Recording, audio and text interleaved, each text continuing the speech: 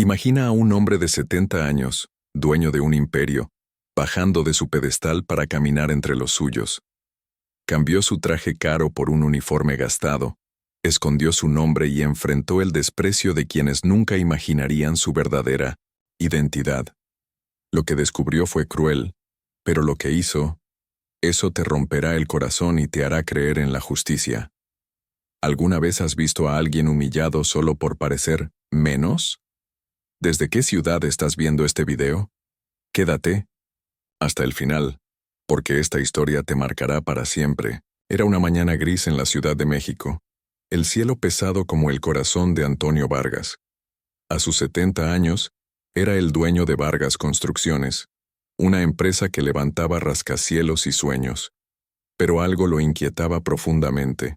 Sentía que su empresa, su hija de concreto y acero, estaba enferma.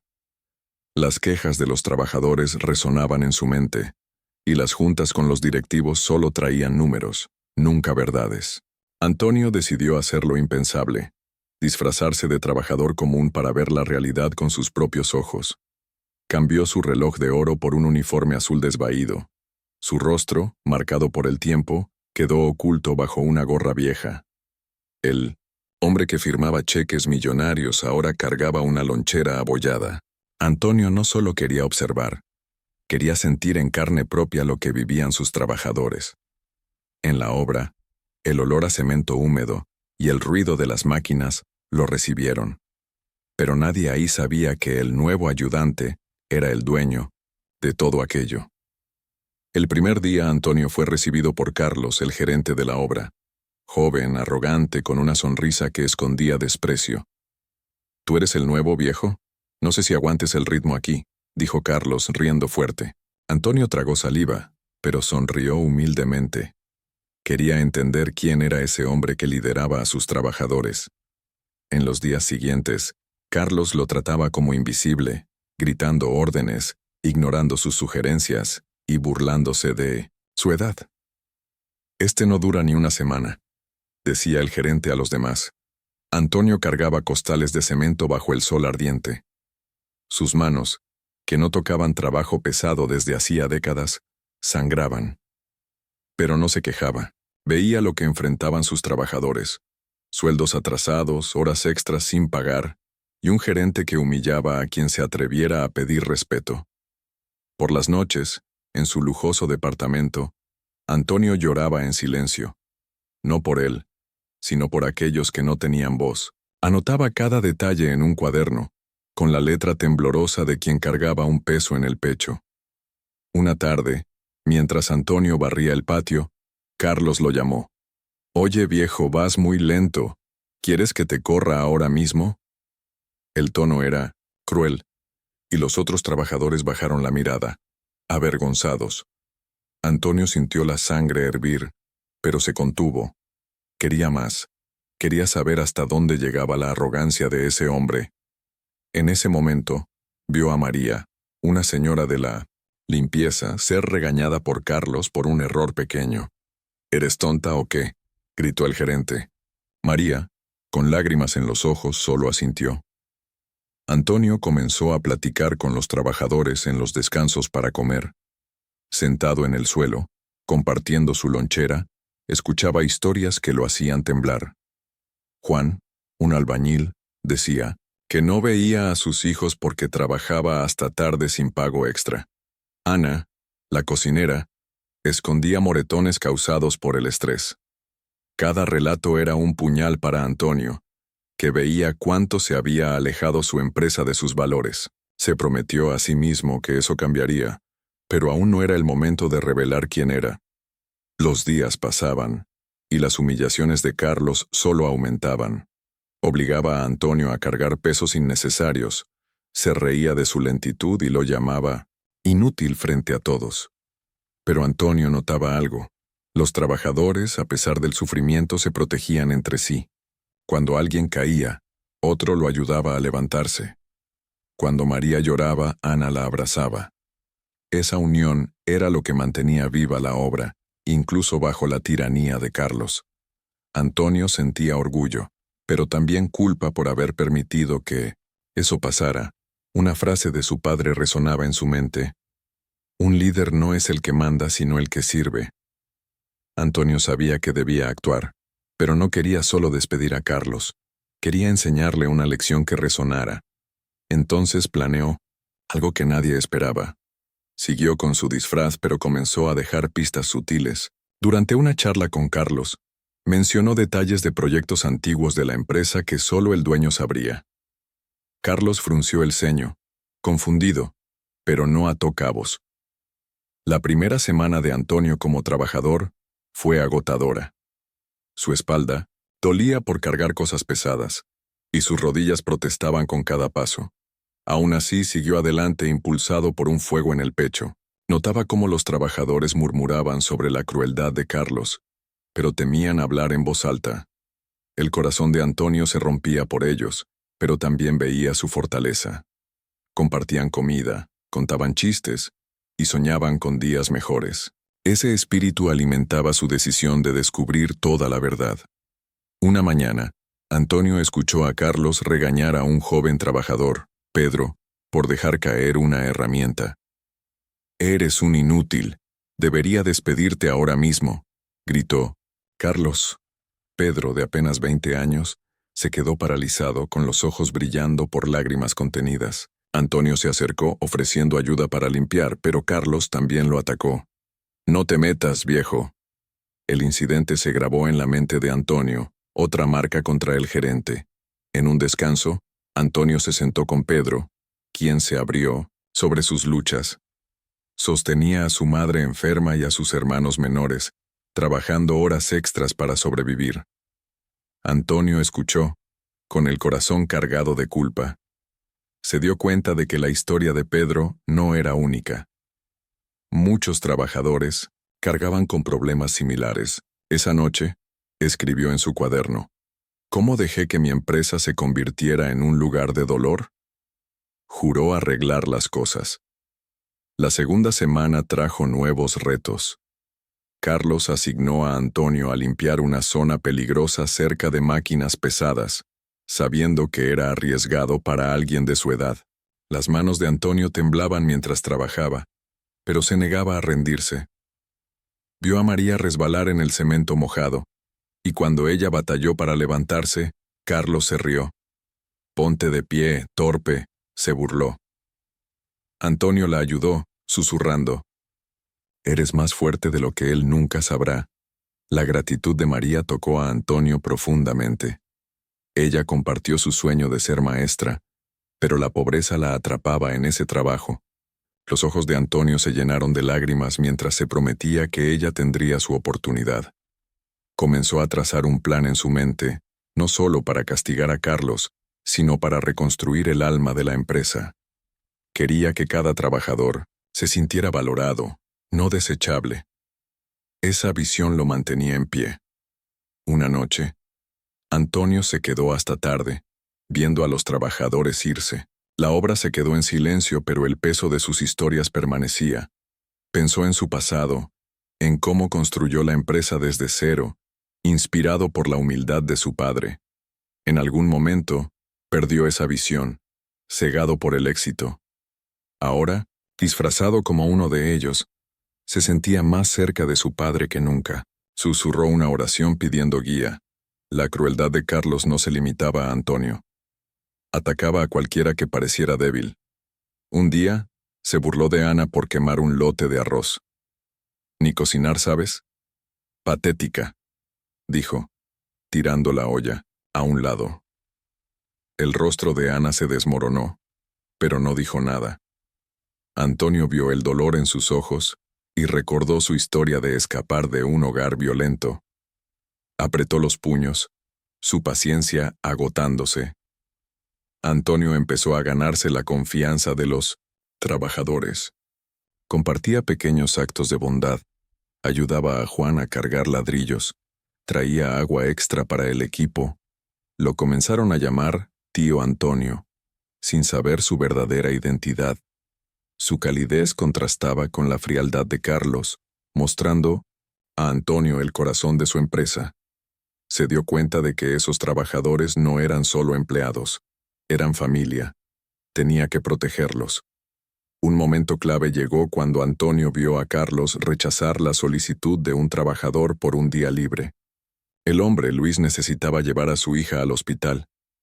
«Si te vas, estás despedido», gruñó Carlos. Los hombros de Luis cayeron mientras se alejaba. Antonio lo siguió, enterándose de que la niña tenía una enfermedad grave. Esa noche, agregó el nombre de Luis a su lista, su determinación endureciéndose. Nadie más sufriría así. El disfraz de Antonio no era perfecto. Una vez, una ingeniera, senior, Marta, lo miró y dijo: «Me pareces conocido». Antonio se rió, diciendo que solo tenía una de esas caras. Marta asintió, pero su sospecha permaneció.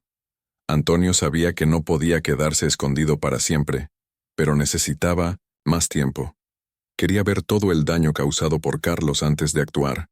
Cada día traía nuevas revelaciones. Una tarde lluviosa, la obra era un desastre.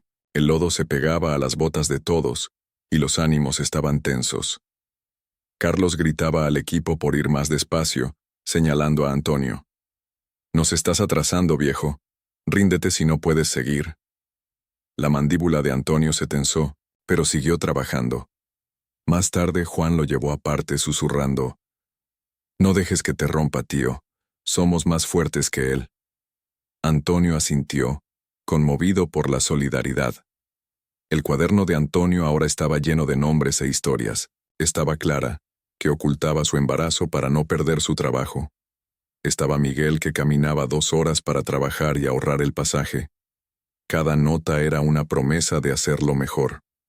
Antonio sentía el peso de su confianza, aunque no supieran quién era. Empezó a imaginar una empresa donde nadie temiera a su jefe, un sueño que alguna vez tuvo, ahora renacido. La arrogancia de Carlos alcanzó su punto máximo durante una inspección de seguridad. Ignoró advertencias sobre andamios defectuosos, presionando a los trabajadores a apurarse. Antonio, que había supervisado protocolos de seguridad años atrás, estaba horrorizado. Intentó advertir a Carlos anónimamente, pero el gerente lo despidió. «Métete en tus asuntos, viejo». El corazón de Antonio latía fuerte. No podía permitir que alguien saliera herido. Decidió que su plan debía acelerarse. Una noche, Antonio visitó la tumba de su esposa fallecida buscando claridad. Ella siempre creyó en la justicia, instándolo a cuidar a sus trabajadores. «Son personas, no máquinas», decía. Bajo las estrellas, Antonio sintió su presencia, guiándolo. Regresó a casa y finalizó su estrategia. No se trataba solo de exponer a Carlos, sino de reconstruir la confianza. Necesitaría valor para lo que venía. Al día siguiente, Antonio notó un cambio. Carlos estaba distraído, gritando menos de lo usual. Corrían rumores de que un cliente importante visitaría pronto, y Carlos temía ser examinado. Antonio vio su oportunidad. Empezó a hacerle preguntas puntuales a Carlos sobre la historia de la empresa, dejando pistas de conocimiento interno. La incomodidad de Carlos crecía, pero aún no sospechaba la verdad. La trampa de Antonio se cerraba. Durante un descanso, Antonio se sentó con Ana, quien le mostró una foto de su hija. «Ella es por quien sigo adelante», dijo Ana con la voz quebrada. La garganta de Antonio se cerró. Pensó en su propia hija, ahora adulta, y en cómo querría que la trataran con respeto. Le prometió a Ana, en silencio, que su hija tendría un mejor futuro. Esa promesa se convirtió en su motor. La tercera semana de Antonio fue la más dura. Su cuerpo pedía descanso, pero su corazón lo empujaba adelante. Vio a Carlos obligar a los trabajadores a saltarse descansos, ignorando su agotamiento. Un hombre, Roberto, colapsó por un golpe de calor y Carlos apenas parpadeó. «Sáquenlo de aquí», dijo fríamente. Antonio ayudó a llevar a Roberto a la sombra, su furia hirviendo. Esto no podía seguir. Antonio comenzó a sembrar cambios. Sugirió pequeñas mejoras a los trabajadores, como una mejor organización de herramientas, sabiendo que llegarían a oídos de Carlos. Cuando Carlos se adjudicó el crédito por las ideas, Antonio sonrió para sus adentros. Quería que Carlos se sintiera confiado, justo antes de caer. Mientras tanto, documentaba cada violación, construyendo un caso que nadie podría ignorar. Su cuaderno ahora era un arma. Una noche, Antonio encontró a María llorando detrás de una pila de ladrillos. Carlos la había llamado basura por derramar productos de limpieza. Antonio se sentó con ella, escuchando mientras ella descargaba años de dolor. «No soy nada», susurró. Antonio tomó su mano diciendo, «Eres todo». Juró hacer que ella viera su valor, no solo con palabras, sino con hechos. La sonrisa de María le dio fuerza. La visita del cliente se acercaba, y el estrés de Carlos era evidente. Duplicó su crueldad, como si quisiera probar su control. Antonio vio a los trabajadores retroceder ante su voz, sus espíritus aplastados, pero también vio resistencia. Juan susurrando ánimos, Ana compartiendo su comida. Antonio se dio cuenta de que la fuerza de los trabajadores era la verdadera base de su empresa. Tenía que honrarla. El plan de Antonio tomó forma en secreto. Contactó a su confiable directora financiera, Sofía, jurándole silencio. Le pidió preparar registros financieros y proponer reformas, como sueldos justos y beneficios médicos. Sofía quedó atónita, pero aceptó sintiendo la pasión de Antonio. «No eres solo un jefe, eres un revolucionario», dijo.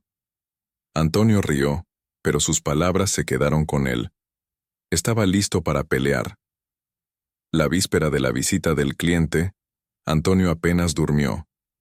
Ensayó su revelación, sabiendo que cambiaría todo. Pensó en sus trabajadores, María, Juan, Ana, Pedro, Luis, y en sus sueños. Pensó en Carlos, cuya arrogancia había herido a tantos. El corazón de Antonio latía con fuerza, no de miedo, sino de propósito. Mañana, la obra vería justicia. Mañana recuperaría el alma de su empresa. La mañana de la visita amaneció brillante, pero la tensión flotaba en la obra.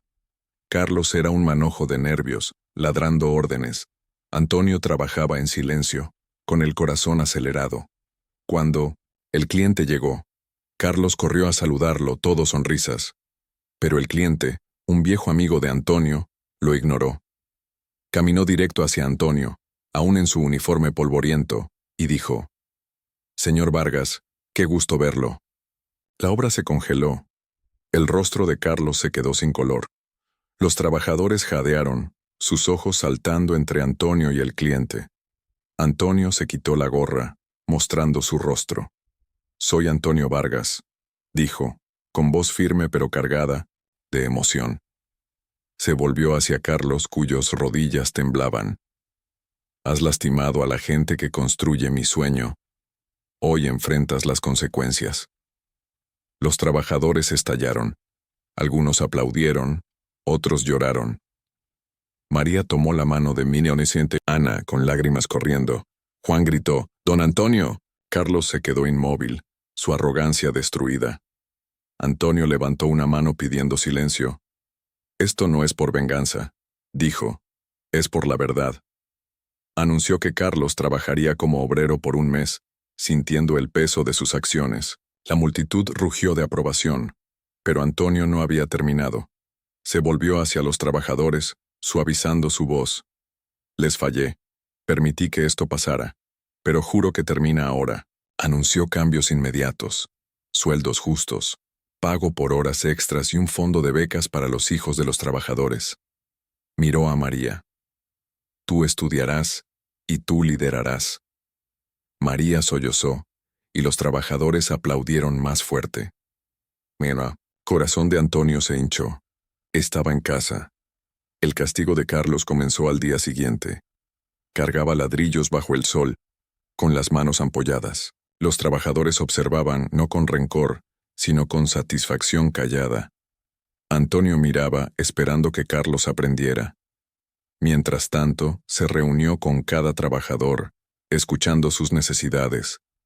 La madre de Pedro recibió apoyo médico. La hija de Luis tuvo tratamiento.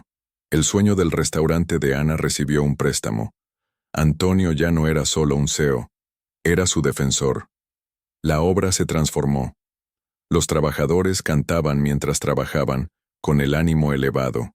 María se inscribió, en la escuela, con los ojos brillando de esperanza. Juan trajo a sus hijos a visitar, mostrándoles dónde renació el orgullo de su padre. El restaurante de Ana abrió, sirviendo los platillos favoritos del equipo.